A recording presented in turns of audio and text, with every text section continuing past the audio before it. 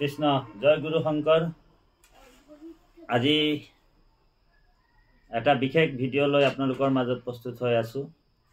ভিডিঅ'টো হৈছে অসমৰ জনপ্ৰিয় জুবিন গাৰ্গৰ চৰকাৰৰ পৰা আমি একো ন্যায় নোপোৱাৰ আগতে এজন অসমৰ বিদেশী এজন গায়কৰ আমাৰ অসমলৈ আহিছে আৰু সেইকাৰণে এই কথাটো শুনি আমাক অকমান দুখ লাগিছে।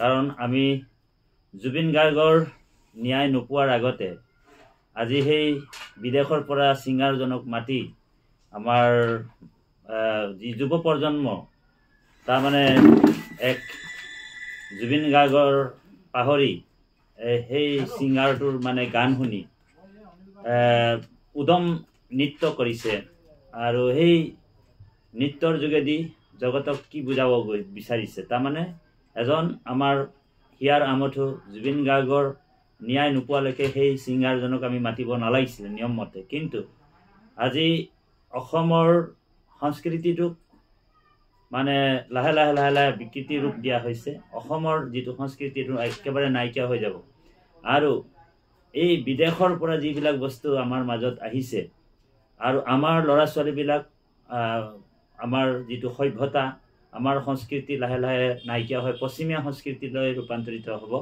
গতিকে জুবিন গাৰ্গৰ যে আমাৰ মাজৰ পৰা বিয়োগ হ'ল তাৰ বাবে আমাৰ যুৱক যুৱতীসকলৰ দুখ নাই। আচলতে মই সেইটোৱে অনুভৱ কৰিছোঁ, কাৰণ তেওঁলোকৰ বেদনা নাই।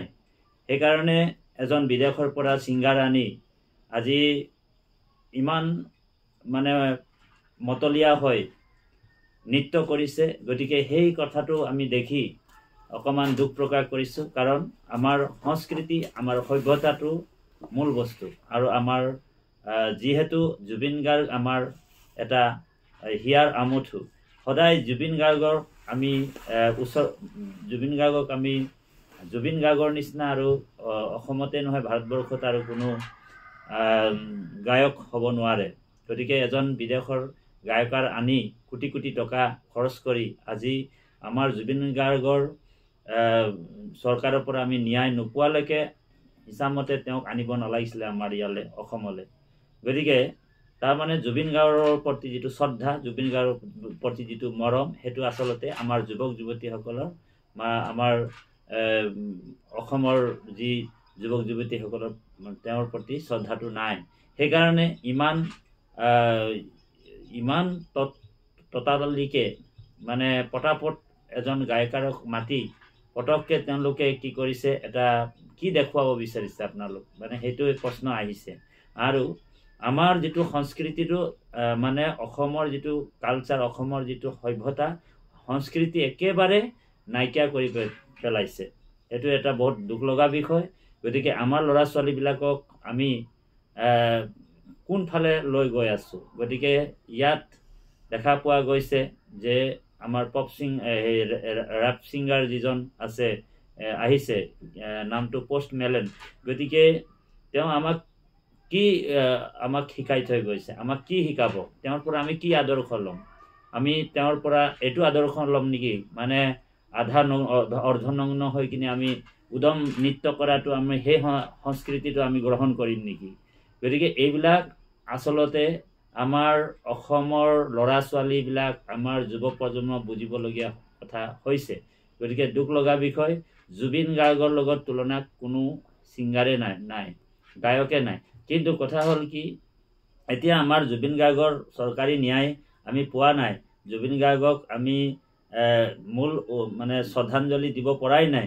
তাৰ পিছত মানে তাৰ আগতেই আহি আমাৰ ল'ৰা ছোৱালীবিলাক জুবিন গাৰ্গৰ প্ৰতি যিটো মানে প্ৰেম বা ভক্তি থাকিব লাগিছিলে সেইটো নাই।